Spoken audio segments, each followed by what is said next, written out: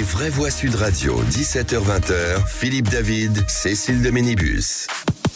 Bienvenue dans Les Vraies Voix, bienvenue, c'est vendredi, on est ravis de vous retrouver comme cette fin de semaine à chaque fois qui a été magnifique, Philippe David. Magnifique en votre compagnie, Cécile est en compagnie des Vraies Voix. Et on a un très beau trio ce soir pour conclure en plus. Absolument, vous avez bien raison, vous avez bien raison. Qui parle peu.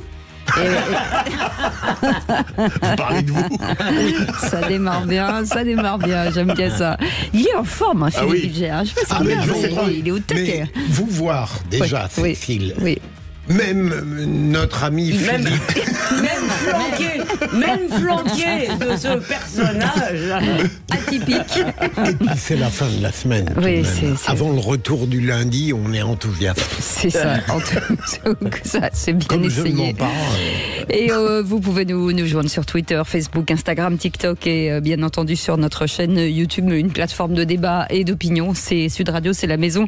Ici, vous faites comme vous voulez. Allez, au sommaire de cette émission, le grand débat du jour, c'est à 17h30. La liste RN de Jordan Bardella arriverait largement en tête aux élections européennes. Dans 6 mois, 30% des voix selon la balise IFOP fiduciaire pour Sud Radio, soit 11 points de plus qu'aux dernières européennes. En 2019, l'addition RN plus Reconquête plus Debout la France donne un résultat de 40% des voix dans ce sondage, Philippe. Oui, alors parlons vrai. Est-ce que la France et les Français sont plus à droite que jamais? Oui, si on prend, comme le disait Cécile, RN, Reconquête, Debout la France, ça représente 40% du corps électoral. Est-ce que pour vous c'est un signal? Est-ce que pour vous c'est un marqueur? Puisque jamais la droite, on va dire vraiment à droite, n'a été aussi haute. La gauche, toute réunie, est à 29,5%. Les Français veulent-ils une droite dure pour les élections européennes? Et pour le moment, vous dites oui, à 92%. Et puis le coup de projecteur des Vraies Voix. 4 jeunes filles placées en garde à vue à Lyon après la diffusion d'une vidéo virale sur les réseaux sociaux. On y voit une adolescente se faire rouer de coups par plusieurs jeunes filles. Enquête ouverte pour violence aggravée et menace de mort. Il y a déjà quelques jours à Rennes, une collégienne avait menacé une professeure avec un couteau, Philippe. Alors parlons vrai. Est-ce qu'aujourd'hui les ados n'ont plus de surmoi, que ce soit les garçons ou les filles, et qu'on peut amener un couteau à l'école de 15 cm à 12 ans ou tabasser, il n'y a pas d'autre mot quand on voit cette vidéo d'une rare violence, à plusieurs filles, une autre fille qui avait été en plus victime d'une agression sexuelle a priori. Les filles deviennent-elles aussi violentes que les garçons? Vous dites oui à 84%. Vous voulez réagir? On attend vos appels au 0826 300 300. Et on en parlera avec Reda Didi, fondateur de l'association Graines de France, consultant en politique de la ville et expert auprès de la fondation Jean Jaurès. On vous souhaite la bienvenue, c'est Les Vraies Voix jusqu'à 19h. Les Vraies Voix Sud Radio. Et pour commenter ces différents sujets, un peu lourds encore aujourd'hui, Philippe Bilger est avec nous. Bonsoir Philippe Bilger. Bonsoir Cécile, bonsoir Philippe. Bienvenue à Elisabeth Lévy, directrice de la rédaction de Causeur. Si j'ose une blague philippienne, je vous laisserai décider de quel Philippe je parle. Nous ne serons pas lourds. Voilà. Contrairement à l'actualité. Et je vous laisse décider de quel Philippe j'évoquais. Ça, c'était du niveau Philippe Bilger. Alors attendez, laissez-moi réfléchir. René Chiche est avec nous, directeur des rédactions du groupe Entreprendre la Fond Presse. Bonsoir. Notre nous allons essayer d'être léger, effectivement. Nous allons essayer d'être léger ce soir. Oui, d'être léger, absolument. Ça va pas être facile. C'est pas dans notre tempérament. Qu'est-ce que vous voulez que je vous dise? Non, surtout pas. Je n'osais pas le dire. Voilà. Je voulais amener sur un plateau. Mes amis, aujourd'hui, nous voulions rendre hommage à quelqu'un. Écoutez. Destinée, on était tous les deux destinés. Guy Marchand est parti aujourd'hui à l'âge de 84 ans, je crois. 86 ans. À l'hôpital de Cavaillon. Voilà, on voulait lui rendre un petit hommage. Vous avez raison. C'était un grand artiste. C'était un grand chanteur, un grand acteur. Et j'ai tout regretté qu'il n'ait pas joué dans beaucoup de comédies musicales. Il dansait à la perfection. Ouais. Cette chanson, je vous rappelle, c'était un film, mais c'était aussi Le Père Noël est une ordure. Oui, il l'a immortalisé. Absolument. Ça, c'était la chanson du film Les Soudoués. Hein. Oui, absolument. Mais qui a été reprise. Je dis immortalisé par les. Tout à fait. Quand Clavier, comment il s'appelle, l'ermite, danse le slow sur cette chanson. Elisabeth Lévy, fan de Guy Marchand. Non, mais c'est surtout cette. Il y a une forme d'humour, de légèreté, de déconner sur des sujets, y compris sexuels, auxquels, si vous voulez, plus personne n'a le droit aujourd'hui. Plus personne n'a le droit à cet humour aujourd'hui, et ça me désole. On est en train de vivre dans le monde des peines à jouir. C'est vraiment pas drôle. Il était incroyablement cash dans les entretiens. Il avait servi à la Légion étrangère. Ça explique peut-être cela. Si, il avait été légionnaire. Absolument. Et vous savez pourquoi à la Légion on n'a pas de femmes? Non. Parce qu'on a les femmes des autres. Oh. C'était un hommage à Guy Martin. Bon, salut les légionnaires et les anciens légionnaires qui nous écoutent. Il était beau gosse, quand même. Hein. C'est vrai. C'est pas mal, il y a un petit côté. D'ailleurs, Elisabeth a dit que je lui ressemblais un peu, donc je suis vraiment extrêmement j'allais le dire à l'instant au moment où vous l'avez dit. Alors écoutez, puisque je lui ressemble, je vais chanter. Moi je suis tango, je non trop. Moi je suis tango. Ça c'est un tango d'Astor Piazzolla qui l'avait chanté, qui s'appelle Libertango. Vous savez que les auditeurs pensent écouter une émission d'actualité et pas un radio crochet. On n'est pas la Starac là? On n'est pas la Starac? Si vous venez à la Starac, vous êtes recalés, mon pauvre. Ça va s'arrêter. Ne vous inquiétez pas. 0826 300 300. Vous nous laissez des messages tous les jours en attendant. Cédric était avec nous. Comment ça va, Cédric? Ça va, Cédric? Bonjour à vous tous. Je suis content de vous entendre. Je vois qu'en ce vendredi, vous avez une grosse patate et c'est énorme. Absolument. Patate frite. On a la frite. Alors, attention parce que je me suis mis sur YouTube et je vous regarde en plus. Quoi? Vous voulez qu'on vous fasse des pauses? En tout cas, vous nous appelez de Béziers. On va parler de quoi avec vous? J'adore Béziers. Dans un instant, on parle de quoi? Alors, on va parler de notre chère Madame Ursula von der Leyen et j'aurais voulu savoir qui elle est pour nous imposer sans aucun vote du peuple notre belle et grande Ukraine qui nous fait augmenter tous les prix partout dans le monde. Alors, on va en parler dans quelques instants, Cédric. Bougez pas, ça va faire grincer des dents. 0826 300 300, notre répondeur avant tout. Oui, Richard Toulouse, bonjour. Sur l'Ukraine, je trouve terrible le fait qu'on fasse miroiter l'entrée de l'Ukraine en Europe. Qui dit entrer dans l'Europe dit OTAN, dit armement à proximité à portée de Moscou. Je pense que là, on est en train d'utiliser les Ukrainiens comme de la chair à canon pour l'Occident. Et le fait de proposer cette entrée dans l'Europe, ça va pousser Poutine à prendre Kiev. Parce que ça ne rentrera pas dans l'Europe si l'Ukraine est conquise jusqu'à Kiev. Et moi aujourd'hui, comme la plupart des Français, je ne veux pas payer l'ardoise pour reconstruire ce pays. Hein. On n'avait pas demandé ce qu'avait demandé Boris Johnson, c'est-à-dire de dire non à la paix. Donc c'est à lui de payer maintenant, les Américains, mais pas à nous. Pas à nous les Français qui sont endettés jusqu'au cou. Merci pour ce message. Alors on va faire l'un et l'autre en même temps parce que c'est un peu le même sujet même s'il y a des digressions. Cédric, vous, c'est Ursula von der Leyen qui pour vous n'a pas, en tout cas à prendre des décisions sans l'avis d'autrui. Tout à fait, même si en fait il y a les gouvernements européens qui sont capables de pouvoir dire quelque chose, mais en tant que peuple, en tant que personne du peuple, j'aurais vraiment souhaité qu'en fait on puisse être entendu. Alors c'est vrai qu'il y a les parlementaires européens qui vont voter un peu pour nous et qui vont essayer de nous représenter plus ou moins, mais en attendant en fait, nous en tant que peuple, j'aimerais qu'on puisse avoir un bulletin à mettre dans une urne pour dire oui ou non je suis d'accord ou non je ne suis pas d'accord. Alors, à savoir qu'en fait depuis qu'a commencé cette guerre en Ukraine, il y a plus de 246 milliards d'euros qui ont été balancés pour l'Ukraine, pour que finalement ils se retrouvent quoi? Là, ces derniers jours, j'ai regardé les informations, il leur manque des munitions. L'Europe a donné 77 milliards d'euros. Ils en ont fait quoi? Une réaction, Elisabeth. Alors moi, je suis assez d'accord, disons, sur le problème démocratique en Europe. Mais bon, Ursula von der Leyen a lancé le processus d'adhésion. Les précédents élargissements, il y a eu des référendums en Europe pour savoir si on les acceptait ou pas. Hein. Quand les élargissements, quand les procédures sont arrivées à bout. Deuxièmement, je pense pas d'ailleurs qu'ils aient vraiment l'intention d'aller très vite.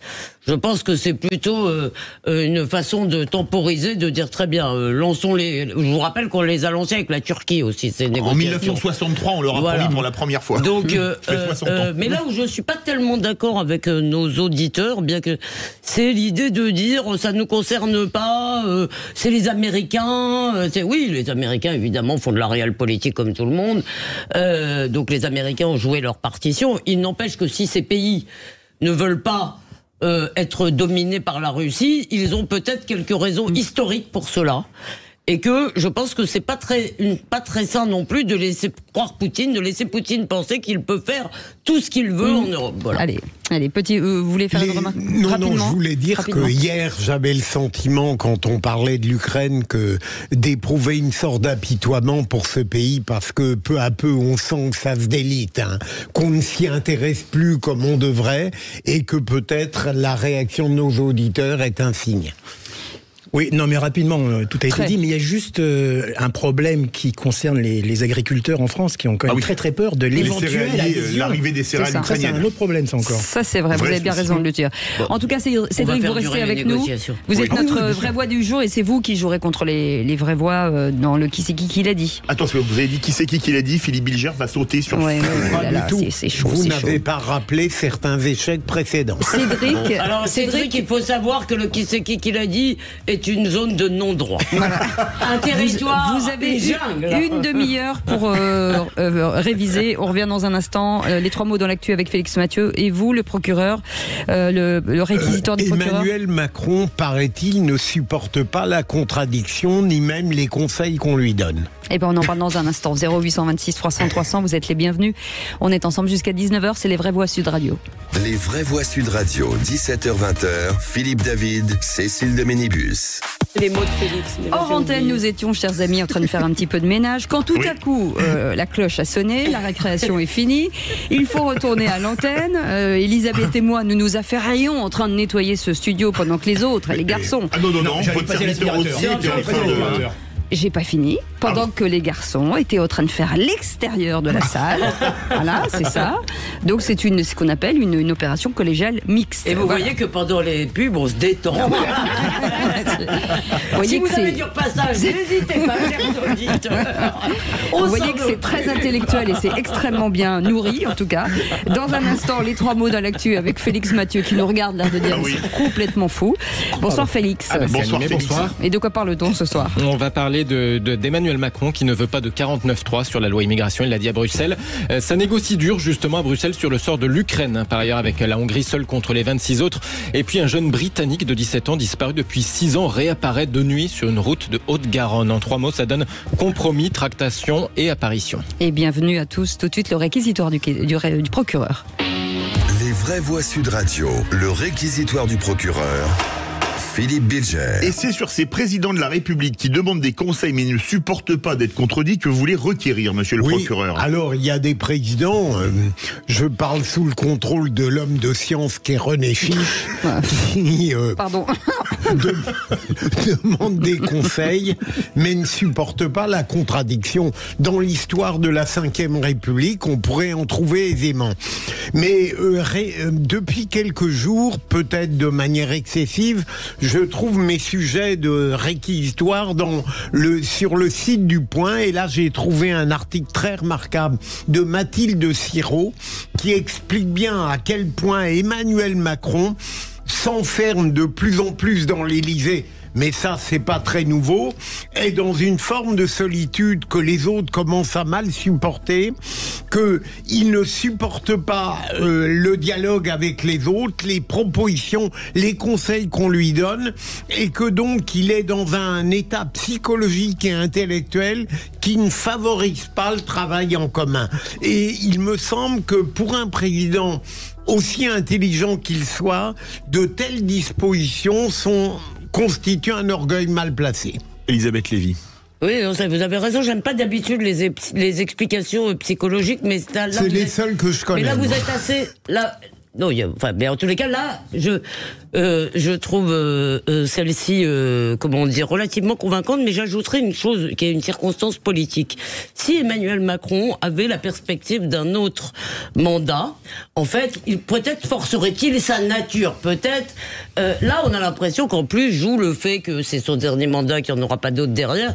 Donc je me demande si ça plaide pas contre le deuxième mandat, en fait, ou le deuxième non renouvelable, parce que du coup, on a l'impression que ça l'enquiquine, il n'a pas la perspective de reconquérir le pouvoir derrière, et que l'exercice du pouvoir, ça n'a pas l'air de l'amuser beaucoup. René Chiche. Oui, mais alors, Philippe, c'est quand même un petit peu le lot commun de tous les présidents de la Ve République d'être isolés et de ne pas tenir compte finalement des conseils Conseil, même s'il y a parfois les visiteurs du soir, les fameux... C'est pas vrai, Mitterrand a changé de politique à cause d'eux, franchement. Enfin, Mitterrand, quand même, aussi, faisait ce qu'il voulait, décidait ce qu'il voulait. En 83, non, il a rien décidé mais ça, c'était différent. C'était vraiment dans un contexte vraiment... complètement hallucinant. Il pouvait pas non plus ne pas faire autre chose. Il faisait pas ce qu'il voulait. Non, mais là, c'est pas ce que dit Philippe. Philippe dit que Macron est dans une sorte d'isolement, qu'il n'écoute aucun conseil, qu'il ne veut même pas dialoguer. C'est ça que vous voulez dire? C'est unique. Je pense, dans l'histoire. Je ne pense pas, parce que je pense que tous les présidents... vous prenez des exemples de pratiques habituelles des présidents, mais ça n'a rien à voir avec la surenchère qu'apporte le président à cette solitude qui est connue. Allez, les amis, allez, on est très en retard. Tout de suite, les 3 mots dans l'actu. Les vraies voix Sud Radio. Et 3 mots dans l'actu, Félix, qui sont compromis, tractation et apparition. La loi immigration ne doit pas passer au 49.3, lance Emmanuel Macron depuis Bruxelles. Il en appelle à un compromis intelligent avec les oppositions, tout en égratignant leur attitude au passage. Les tractations vont bon train sur le sort de l'Ukraine entre la Hongrie et le reste de l'Union européenne. Le Premier ministre hongrois, Viktor Orban, monnaie la levée de son veto contre des fonds pour son propre pays. Et puis un jeune Britannique disparu depuis 6 ans réapparaît en pleine nuit sur une route de campagne en Haute-Garonne après avoir fui la communauté isolée dans laquelle il était coupé du monde. Témoignage étonnant du jeune étudiant livreur qui l'a recueilli dans sa camionnette. Les vraies voix Sud Radio. 3e jour de discussion entre Elisabeth Borne et LR. La première ministre espère arracher des concessions, un trou de souris pour faire passer le projet de loi immigration. Depuis Bruxelles, Emmanuel Macron donne son avis sur le sujet. Pas de 49.3, il en appelle un compromis intelligent tout en taclant quand même l'attitude des oppositions au passage. 2 forces historiques de gouvernement, je dis historiques parce qu'elles ont décidé de ne plus l'être en ne venant pas en rencontre de Saint-Denis, en faisant le choix de voter avec la France Insoumise et le Rassemblement National. Le Parti Socialiste et les Républicains ont décidé de se joindre. Et donc de refuser tout dialogue. Ce ne serait pas sérieux de passer un texte sensible en 49.3 alors que les oppositions ont tout fait pour qu'il n'y ait pas de débat. En tout cas, je pense que ça a été un jeu d'obstruction et de refus de dialogue que les Français ne peuvent pas comprendre. Moi, je ne comprends pas non plus. Parce qu'on peut être d'accord, pas d'accord, mais je trouve que c'est bizarre de ne pas dialoguer. Maintenant, moi, je suis pour le résultat et le pragmatisme. Le chef de l'État à Bruxelles tout à l'heure. Une réaction rapide ou non, pas très deuxième mot. Oui. Allez-y, Cécile. Le deuxième mot, c'est tractation. Les 27 États européens continuent à négocier sur le sort de l'Ukraine. Oui, plus exactement, la Hongrie de Viktor Orban négocie avec les 26 autres, en fait, car hier soir, surprise, le Premier ministre nationaliste a accepté de lever son veto à l'ouverture de négociations sur un processus d'adhésion de l'Ukraine. En échange, il a récupéré une partie des fonds européens dont la Hongrie était privée depuis des sanctions pour atteinte à l'état de droit, levé de son veto, mais avec la ferme intention en réalité de ne jamais voir l'Ukraine entrer réellement dans l'Union. C'est un processus long, très long, et j'ai compté, il y a environ 75 occasions où le gouvernement hongrois peut arrêter ce processus, lance Viktor Orban. La nuit de tractation à Bruxelles n'a pas permis de lever son veto sur un autre sujet. La nouvelle aide de 50 milliards d'euros en faveur de l'Ukraine. Pour ça, Viktor Orban exige le déblocage complet de la totalité des fonds européens pour son pays, la Hongrie. Et 3e mot, apparition, c'est une affaire qui fait la une depuis hier en Grande-Bretagne, une histoire d'enfant enlevé qui finit bien. Et ouais, un jeune ado britannique de 17 ans a été retrouvé 6 ans après en Haute-Garonne. Alex Batty, kidnappé par sa mère et son grand-père qui n'en avait pas la garde en juillet 2017. Depuis, son nom était sur la liste des enfants portés disparus en Grande-Bretagne. Il a été retrouvé dans la nuit de mardi à mercredi au bord d'une route en pleine nuit par un étudiant toulousain de 26 ans. Pour payer ses études, Fabien Axidini livre des médicaments dans les pharmacies de l'Aude. Et c'est comme ça qu'il a retrouvé ce jeune homme. Il nous raconte ce dénouement incroyable au micro Sud Radio de Christine Bouillot. Je croise sur la route un jeune homme avec une planche de skateboard sous le bras, un sac à dos et une lampe torche qui marchait seul, perdu dans la forêt, moi je pense à une demi-heure, voire plus à pied du village le plus proche. Je m'arrête, je lui demande s'il a besoin d'aide ou s'il veut que je le dépose au prochain village ou où est-ce qu'il va quoi. On discute un peu, il monte et il m'explique un peu toute son histoire, qu'il s'est fait kidnapper par sa mère quand il était en vacances au Maroc, après il a passé 3 ans en Espagne, que là ça faisait 2 ans qu'il était en France, dans une communauté un peu spirituelle, un peu bizarre. Il en avait marre, il voulait avoir une vraie vie, un vrai avenir. Il était plus soulagé de que quelqu'un le trouve en fait, le ramasse, parce que 3h du mat sous la pluie c'était pas terrible. Il vous a dit depuis quand il marchait ? Depuis 4 jours, mais je sais pas d'où est-ce qu'il partait. Quand je me suis arrêté pour appeler la gendarmerie, j'ai regardé auparavant son nom et son prénom, puisqu'il me les avait donnés. Et là j'ai vu, oui, personne recherchée, disparue depuis 5 ans. Après, les gendarmes sont arrivés, pareil, stupéfaction. Des propos recueillis par Christine Bouillot. Alors on ne peut pas parler de secte en tant que telle, annonce à l'instant le parquet. Alex Batty va lui retrouver sa grand-mère qui en avait la garde et qui vit toujours du côté de Manchester. Il se souvenait de son numéro par cœur. Il a pu l'appeler dès qu'il a eu de nouveau accès à un téléphone. Elle ne savait pas s'il était encore vivant jusqu'à cet appel. Cette histoire est dingue. Dingue, oui. C'est fou, termine bien. En tout cas, c'est un dénouement positif. Ouais. Merci beaucoup. Merci Félix. Félix Mathieu. Et dans quelques instants, cette question du jour, en tout cas cette balise IFOP fiduciale pour Sud Radio qui révèle que le RN serait largement en tête des intentions de vote pour les élections européennes. Avec cette question, Philippe, les Français, veulent-ils une droite dure pour les élections européennes? Oui, c'est une vraie question. 40% pour les droites qui regroupent Jordan Bardella, Marion Maréchal et Nicolas Dupont-Aignan.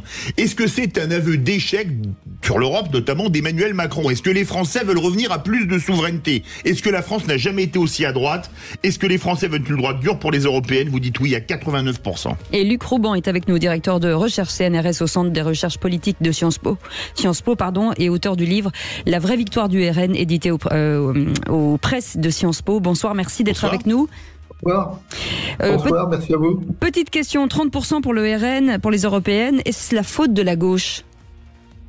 Non, c'est pas la faute de la gauche, mais si j'étais un peu provocateur, je vous dirais, est-ce qu'on a encore une gauche?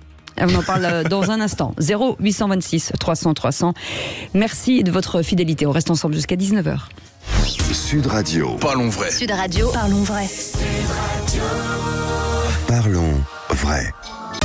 Les vraies voix Sud Radio, 17h-20h, Philippe David, Cécile de Ménibus.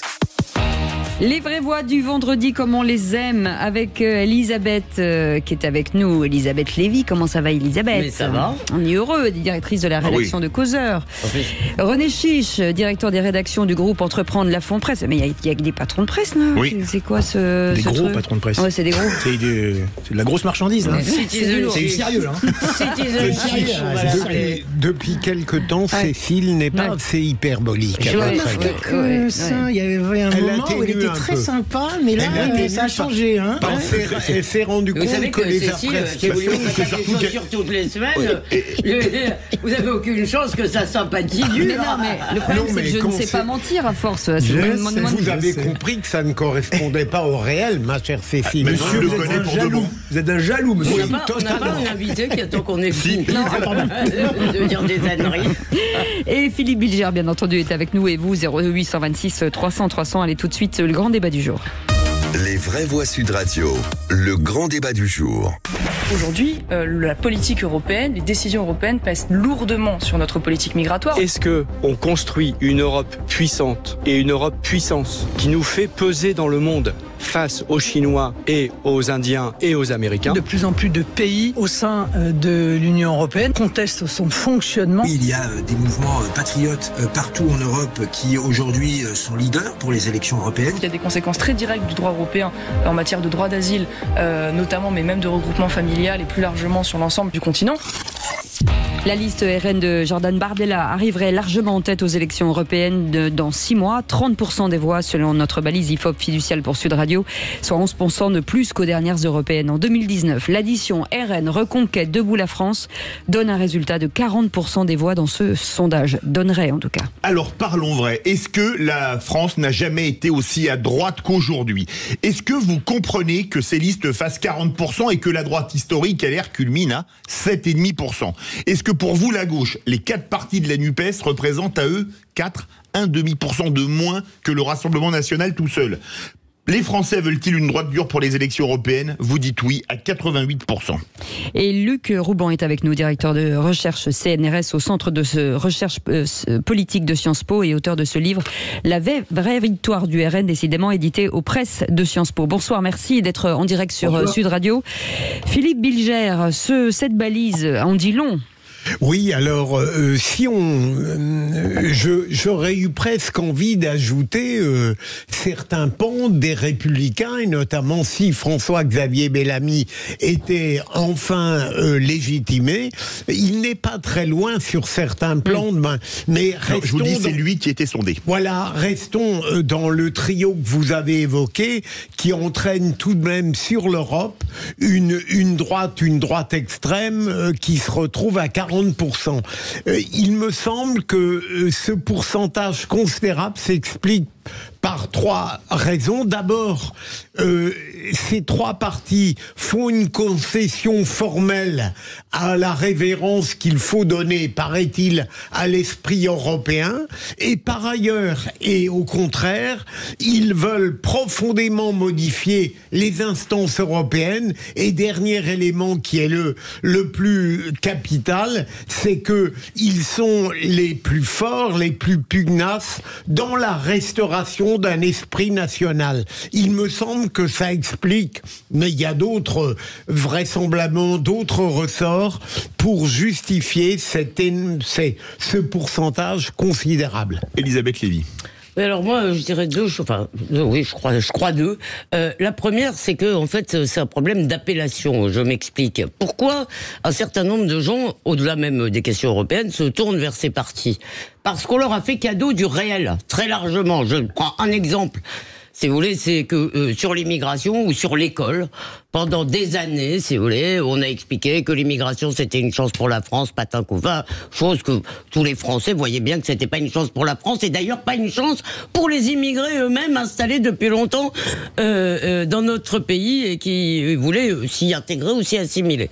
Donc ces fariboles-là, si vous voulez, finalement, les seuls partis qui pendant longtemps ont dit la vérité là-dessus, c'était le Rassemblement National, puis etc., etc. La deuxième chose, c'est que la gauche a abandonné, si vous voulez, 2 valeurs cardinales de la gauche, la nation et la laïcité.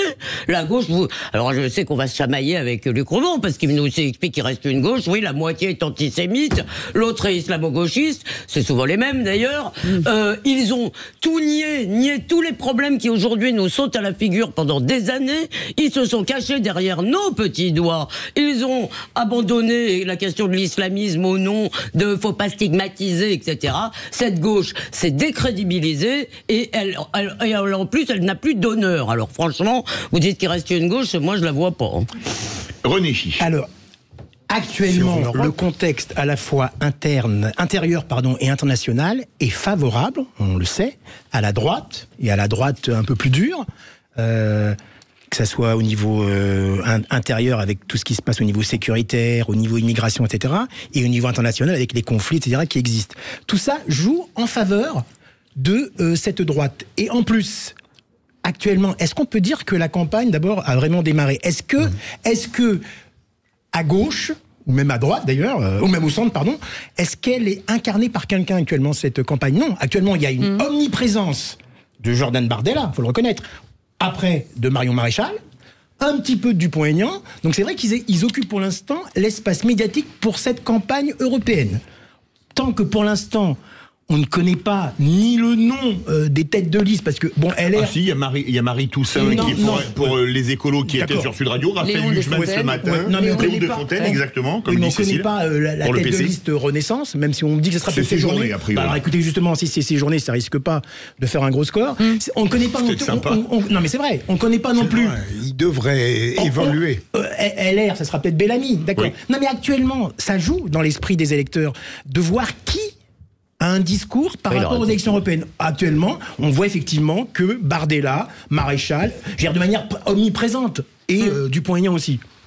Luc Rouban, après cette partie... Ce tour de table. Bien écoutez, moi je pense que de toute façon... Alors, il faut déjà distinguer la situation française de la situation des autres pays européens, parce qu'on n'a pas les mêmes régimes politiques, on n'a pas la même situation historique ni les mêmes sociétés.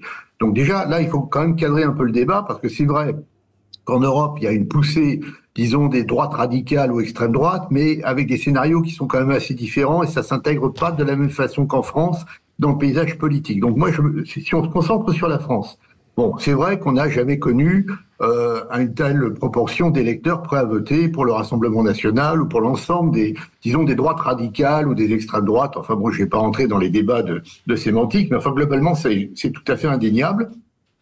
C'est indéniable qu'il y a eu une explosion de la droite modérée comme de la gauche modérée, avec quand même une chose intéressante dans votre sondage IFOP.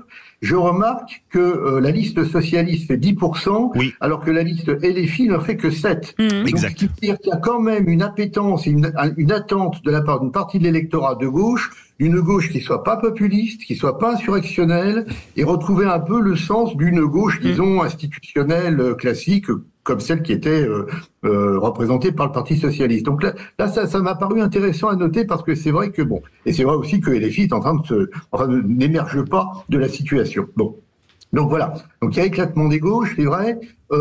Alors derrière tout ça, le problème, c'est qu'à mon avis, comment expliquer ces phénomènes? Alors ce sont des phénomènes complexes, mais globalement, il y a quand même deux contentieux.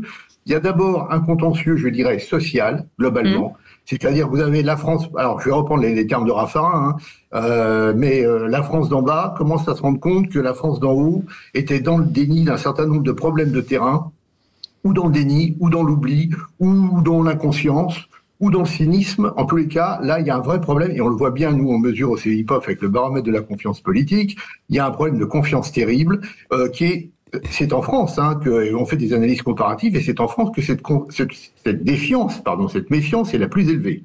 Ça, je le souligne, parce que c'est quand même important. Bon. Ensuite, deuxièmement, donc il y a un contentieux social global. Et puis ensuite, deuxièmement, il y a quand même cette question des valeurs qui revient au premier plan. Parce que la question des religions, la question de la laïcité sont des questions de valeurs.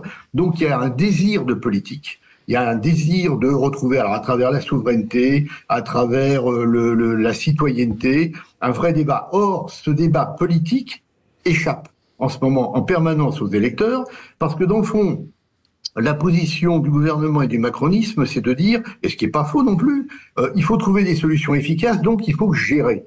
Sauf que la gestion, ça permet des compromis, mais sur des questions techniques. Et sur des questions de valeur, on peut pas avoir des compromis sur certains points. C'est pas possible. On peut pas être à la fois républicain et favorable à une république communautaire et sur un modèle américain. Il faut choisir. Bon, on peut pas à la fois être antisémite et puis aimer les juifs. Bon, donc il faut savoir. Bon, donc si vous voulez, il y a des points de valeur qui ont émergé ces derniers temps de manière extrêmement forte, et je pense qu'il y a cette attente. Alors la gauche est disqualifiée en partie parce qu'effectivement, LFI a pris le dessus avec la NUPES, mais a un peu écrasé le débat, et puis je dirais la conduit vers des je dirais une forme de peut-être de violence, bon, que la grande majorité de l'opinion n'apprécie pas du tout. Et c'est vrai que le Rassemblement national repose des questions de fond, des questions politiques qui semblent qui semblent toujours être Luc Rouban, les vraies voix veulent vous poser des questions. Philippe Bilger. Luc Rouban, si j'ai bien saisi votre propos, vous signifiez que en réalité les élections européennes vont être un moyen pour le citoyen français de déverser une parole qu'on lui a pas permis de libérer sur le plan national. Est-ce que je me trompe? Et en ce sens-là, elles seront probablement un succès, non? Mais tout à fait, non, je pense que vous avez tout à fait raison. Là, c'est une échéance politique, et tout le monde attend les résultats pour en faire une lecture politique interne. C'est évident. C'est évidemment à partir de là qu'on s'est élaboré les stratégies, même si c'est précoce, pour la prochaine présidentielle. Mais c'est vrai que la lecture macroniste de la Ve République met tout le monde mal à l'aise, parce que dans le fond, il y avait une lecture parlementaire, on l'a pas retenue, il y avait une lecture classiquement présidentielle, mais il aurait fallu une majorité absolue, et elle n'existe pas, et il aurait fallu sinon faire appel à des référendums, mais il n'en est pas question. Donc finalement, on est nulle part. Voilà. Et ça crée le malaise politique actuel. Oui, la lecture macroniste, en fait, c'est l'adaptation aux circonstances. Je crois que comme vous l'avez dit, s'il avait eu une majorité, il aurait eu une lecture tout à fait présidentielle, et évidemment, ça n'est pas le cas. Non, ce qui me frappe, moi, si vous voulez, je voulais vous interroger sur les enjeux européens, parce que de temps en temps, si vous voulez, on a l'impression que les Français tout d'un coup découvrent à quel point le droit européen ou les contraintes européennes pèsent sur la vie de la nation, sur des sujets qui les concernent énormément. Et d'ailleurs, il y a des sujets sur lesquels ça pèse sans qu'on le sache vraiment, sur le fait qu'on n'ait pas le droit d'aider nos entreprises, ça pèse aussi évidemment sur ces sujets-là. Est-ce que... Mais... En même temps, on a l'impression qu'ils veulent pas casser la table, ce qui est, à mon avis, tout à fait compréhensible, et que donc, ils sont dans un entre-deux vis-à-vis de l'Europe, entre la détestation de la technostructure, etc., mais surtout la peur, quand même, de quitter ce giron qui est ce qu'il est, mais qui existe. Ah mais oui, tout à fait, vous avez tout à fait raison. En fait, le problème, c'est que la plupart des pays européens sont pris dans le même dilemme, c'est-à-dire il faut s'unir pour être fort, parce qu'aujourd'hui, vu la situation internationale face à la Chine, face à la Russie, face aux États-Unis, face à l'Inde aussi, face peut-être au Brésil demain, etc., il faut des grands ensembles parce qu'il faut avoir les moyens de ces politiques technologiques, industrielles, etc. Donc ça, c'est indispensable. Hein. Mais en même temps, on sait très bien, et là, je suis macroniste par défaut, en même temps, on sait très bien que c'est une façon de diluer les identités nationales. Et là, le problème, c'est qu'il n'y a pas d'identité européenne, parce qu'on a une histoire qui est nationale et qui est fragmentée et qu'on connaît bien. Donc le problème, il est là. Et tout le monde est pris là-dedans, avec quand même l'idée que il faudrait faire évoluer les institutions européennes, mais ça bloque de tous les côtés, et ça serait en fait la seule solution. C'est soit on aurait une Europe fédérale, soit on aurait un vote qui permettrait vraiment de, parce que le Parlement européen, il a qu'un pouvoir périphérique, quand même, relativement périphérique. Restez avec nous, 0826 300 300 avec des réactions au standard. Celle de Cédric. Rebonsoir Cédric. Alors, bonsoir tout le monde, mais dis donc ça parle bien fort. Hein. Moi, je suis certain d'une chose, c'est que effectivement la droite populaire, pour ne pas dire l'extrême droite, parce qu'il n'y a pas d'extrême droite pour moi, je dis plutôt une droite populaire va faire débat, parce qu'en fait tout le monde veut qu'il y ait un énorme changement. On veut récupérer nos parties frontalières, et il y aura que ça effectivement qui fera avancer les choses. On se retrouve dans une situation où en fait on ouvre un œil, mais on veut pas ouvrir les deux. Le peuple commence à ouvrir les yeux. On regarde simplement ce qui s'est passé il n'y a pas si longtemps que ça, ne serait-ce qu'en Hongrie. On regarde ce qui s'est passé il y a quelques semaines de ça aux Pays-Bas. Effectivement, les gens veulent quelque chose pour qu'on serve, nous, à quelque chose en tant que peuple. Il ne faut pas oublier que le peuple, en fait, est souverain à la base. Et en fait, on nous met tout le temps de côté. Je ne parlerai même pas du président qu'on a, parce que le pauvre, il va avoir les oreilles qui sifflent. Mais on n'est pas écouté. On n'est pas écouté. Alors, à un moment donné, on a une urne, on a quelque chose dans lequel en fait on peut débattre ou mettre un bulletin pour dire ce que l'on veut, ben on va en arriver là. Et comme disait une certaine personne, en fait, il n'est pire déformation de l'esprit que de voir choses telles qu'elles sont, mais qu'on voudrait qu'elles soient telles qu'elles voudraient qu'on soit. C'est-à-dire qu'en fait, comme a dit donc notre général de Gaulle, en fait, on se voile la face. Et on voudrait que ce soit comme ça, et ben on va tout faire pour que ce soit comme ça, alors qu'en fait, non, elles sont comme ça, et il faut arriver à les faire, enfin, pour moi, il faut arriver à les faire changer. Allez, juste un mot, il a prononcé le bon mot, à mon avis, qui est le mot de frontière. Enfin, Cédric a dit frontalière, donc je dis bravo, parce que c'est effectivement une question cardinale. Merci beaucoup, en tout cas. Merci Luc Rouban d'avoir été avec nous, directeur de recherche CNRS au Centre de recherche politique de Sciences Po et auteur de ce livre, La vraie victoire du RN, édité aux presses de Sciences Po. Merci d'avoir été avec nous. Cédric, on vous garde encore quelques instants pour jouer quiz de l'actu. On sent la tension qui monte dans le studio. Philippe Bilger prend un air limité en regardant ses adversaires du jour. Il essaye de nous avoir. Non, mais Philippe pratique l'intimidation, je veux dire psychologique. Je sais que René Chiche va gagner. Et la question est qui va gagner? Ça, je vous le dis. En attendant, on va vous faire plaisir avec le grand sapin de Noël Sud Radio, puisque vous allez avoir la possibilité, sans doute, en tout cas on espère pour vous, de gagner un très très joli cadeau pour ce Noël de Sud Radio. Et peut-être que vous allez gagner votre montre Icewatch, Solar Power, ou encore de nombreux autres cadeaux qui vous attendent, ou alors par exemple un coffret avec des célèbres couteaux de table des ateliers français Perceval. En tout cas, tout ça est sous le tapis, sous le sapin aussi. 0826 300 300, bien caché, bien au chaud. Un chiffre entre 1 et 25, Elisabeth Lévy. 14. Le 14e appel au standard, c'est peut-être votre Noël en direct sur Sud Radio. Dans quelques instants, allez, on fait une petite pause, à tout de suite. Sud Radio. Parlons vrai. Les vraies voix Sud Radio, 17h-20h, Philippe David, Cécile de Ménibus. De la grâce, de la modestie, c'est tout eux, ça. C'est Elisabeth Lévy, c'est Philippe Bilger, c'est René Chiche. Tout ça en un, en tout cas pour le qui c'est qui l'a dit. Les vraies voix Sud Radio, le quiz de l'actu. Avec un Cédric de Béziers qui est avec nous, ravi d'être avec nous. Cédric, vous êtes content? Ah bah tout à fait, oui, il n'y a aucun souci là-dessus. Je suis très content. Même si vous perdez, on est d'accord. Mais comme vous allez gagner... De toute façon, il y a un grand du rugby qui a dit l'essentiel c'est de participer, non? C'est pas ça? Oui, ça c'est ce qu'on dit au début du match. À la fin, on fait moins les malins. C'est ça. Des nombreuses bêtises qui ont été dites. Non, je trouve que ça c'est bien. Bilger, il n'aime que gagner. Moi, où je gagne, où je dévalorise la victoire des autres. C'est vrai, c'est bien résumé. Allez, c'est parti. Philippe Bilger, moi où je gagne. Voilà, c'est comme ça. Allez, vous répondez en premier à la question et si vous n'avez pas la bonne réponse, c'est les autres qui s'y collent. Allez, question qui c'est qui l'a dit? C'est une hérésie de considérer qu'il faut supprimer l'aide médicale d'État. Gabriel Attal? Non. Le ministre de la Santé? Non, c'est un député. Houillet ou... Non. Ruffin. Non, c'est le même parti que Ruffin. Bonne réponse de René. Non mais c'est bon, alors, comme c'est moi qui lui ai fait la courte échelle, voilà, j'ai le droit à quoi? Il y en a un qui est très bon aussi, c'est Sébastien Ménard dans le genre. Qui c'est qui l'a dit? Un point pour René Chiche. Allez, Cédric, on demande le retrait du projet de loi immigration. La réalité, c'est qu'Emmanuel Macron écrit une loi sous la dictée d'Éric Ciotti et des Républicains. Waouh. Allez-y. Olivier. Non. Olivier Faure. Non, sa femme a été... Ah mais arrête de dire ça, après tu leur donnes des... Mais pourquoi me dire les Et sa femme a été ministre. Valo. Bonne réponse d'Elisabeth Lévy. C'était presque panneau.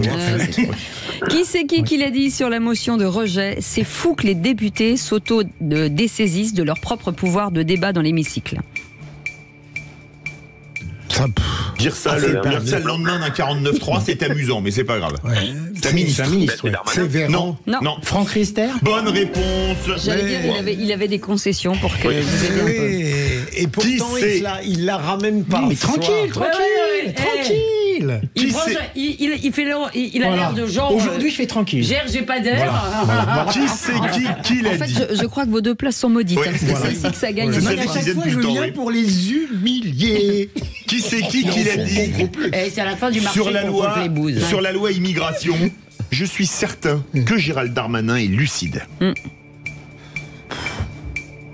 Pensez à l'Europe. On a parlé de lui il y a quelques minutes. Dupont-Aignan. Bonne réponse d'Elisabeth Lévy. Je comprends pas le sens de cette phrase, à vrai dire, mais c'est pas grave. Mais il pense qu'il est lucide, c'est pour ça qu'il voudrait faire une loi plus dure. Ah oui, d'accord. Voilà.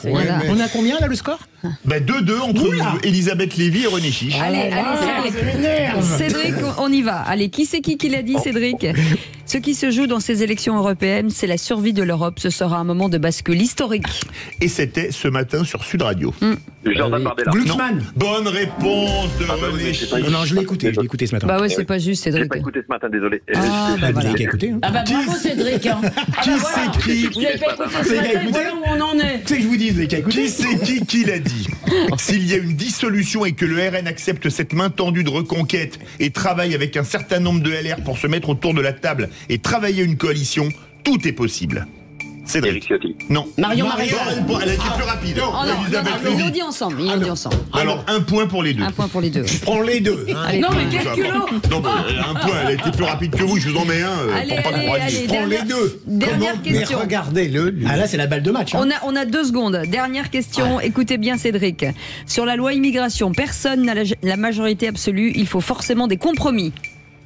Elisabeth Borne. Non. Macron? C'est un homme. Un député. Il est médecin. Il est médecin. Véran. Il est médecin. Médecin. Bonne réponse de Philippe Bilger. Elle est en même temps. Non, c'est Philippe. Là, c'est Philippe. Non, c'est Philippe. Bon, il est quand même derrière. Non, c'est Philippe. Mais vous êtes une grossièreté. Je reconnais qu'il l'a dit. Une seconde avant moi, mais j'avais dit. Une seconde avant lui. Voilà. Parce que surtout, si elle avait dit. J'ai 4 points. J'en avais 2, 3 et 3. Voilà. C'est Philippe. Mais non, parce que vous n'avez pas point double. Non mais vous avez quel âge? C'est Philippe. Mais on dirait la cour d'école. Les gens croient qu'on rigole. Mais on ne rigole pas. Chaque réponse fait 2 points. Allez, oui. Et, on va négocier hors antenne. Non mais oui, le problème c'est qu'il ne rigole pas du tout, c'est ça le problème. C'est une catastrophe. Merci Cédric de votre humour. Merci Cédric. Merci beaucoup. Ça, je pouvais rien faire de plus. Non, vous étiez au taquet. Je vous offre ma bulle à tous. Allez, on vous embrasse Cédric, merci en tout cas d'avoir joué dans 10 minutes le tour de table de l'actu des vraies voix. Avec Philippe, on parle de quoi ? On parle d'un gouvernement où le chef est moins bon que certains ministres. Elisabeth. Ouais, dis donc, j'adore. Il ne lâche pas. Et vous, votre tour de table ? Mon tour de table, c'est Rima Abdul-Malak qui, comme d'habitude, dit des énormités. René. Hidalgo Dati, le pitoyable duel. Allez, à tout de suite, on fait une pause. Les vraies voix Sud Radio, 17h-20h, Philippe David, Cécile de Ménibus. Nos vraies voix du jour qu'on aime beaucoup. René Chiche est avec nous, Elisabeth Lévy bien entendu, Philippe Bilger et vous au 0826 300 300 avec Félix Mathieu tout de suite avec ce Top Click. Les vraies voix Sud Radio, c'est le Top Click. Et Thierry Ardisson qui s'en prend à Cyril Hanouna et Vincent Bolloré sur Sud Radio. La séquence est extrêmement partagée sur les réseaux sociaux. Félix. Oui, depuis plusieurs jours, l'ex-animateur de Salut les Terriens et celui de TPMP se clashent par médias interposés. Et ce matin, donc, dans l'émission Média de Valérie Expert et Gilles Gansman sur Sud Radio, Thierry Ardisson a chargé Cyril Hanouna, mais aussi le propriétaire du groupe, Vincent Bolloré. Séquence déjà vue 312 000 fois depuis ce matin, rien que sur Twitter. Mais c'est un garçon qui était gentil au départ. Hein. Quand il était sur France 4, tout ça, il était sympa. Et puis là, il est imbu de lui-même parce qu'il a la confiance et le soutien de Vincent Bolloré, ce qui est assez incroyable d'ailleurs. Il se sent plus, quoi. C'est l'hubris. Il a tous ses esclaves autour de lui, il leur dit ce qu'il faut dire. Dès qu'il fait une blague, ils sont tous obligés de rire. Enfin, c'est pitoyable. Moi, le plus pitoyable de ça, c'est pas Hanouna, c'est Bolloré. C'est-à-dire que Vincent Bolloré, que j'ai connu très bien depuis 1981, Vincent Bolloré, qui est un grand capitaine d'industrie, il a un confesseur qui le suit à peu près toute la journée parce qu'il veut aller au paradis. Il est très catho. Comment Vincent Bolloré peut subventionner cette merde tous les jours ? Enfin, je veux dire, c'est ça la vraie question. Tout le monde s'en prend à Hanouna. C'est pas à Hanouna qu'il faut s'en prendre, c'est à Bolloré. Mais personne n'a le courage de s'en prendre à Bolloré. Voilà, ambiance. Pour rappel, Thierry Ardisson a officié pendant quelques années dans le groupe Bolloré sur Canal+, dans Salut les Terriens. Alors hier soir, dans sa propre émission sur C8, Cyril Hanouna avait consacré une demi-heure au sujet Thierry Ardisson avec des amabilités du genre « Quand on n'est plus dans le coup, faut aller planter des poireaux dans son jardin ». Il y a même mieux. Félix, mais vous êtes trop délicat. Il y a une phrase d'Hanouna qui est assez gratinée, que je n'oserais pas mentionner. Ça sent un peu la vengeance. C'est sur notre forme. Je dis ça sent un peu la vengeance, en fait. Entre les deux. Franchement, ça intéresse quelqu'un, ces histoires. Moi, ça me passionne. Non, mais ce que je veux dire, c'est que je trouve... C'est tellement dommage, moi je trouve tout ça. Thierry Ardisson a l'air de découvrir que la télé ça marche à l'audience et que ça rend les gens fous. Lui-même, je ne suis pas sûr qu'il a toujours fait des choses gracieuses. C'est quand même chez lui qu'on a vu quelqu'un attraper Michel Rocard, je sais plus, attraper un ancien Premier ministre et lui dire alors ma couille.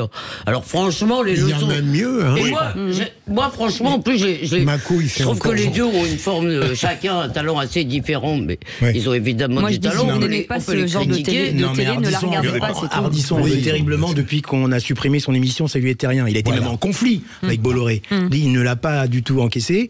Et en plus, il dit un peu des choses un petit peu même économiquement qui sont ridicules parce que sans Hanouna, en plus, C8, même le groupe Canal+, aurait de graves problèmes financiers. Hanouna, c'est la véritable poule aux odeurs du groupe. Donc en fait, il y a une aigreur, il y a une jalousie, parce qu'en plus, à un moment donné, Ardisson devait faire des émissions sur C8, etc., qui ne se sont pas faites finalement.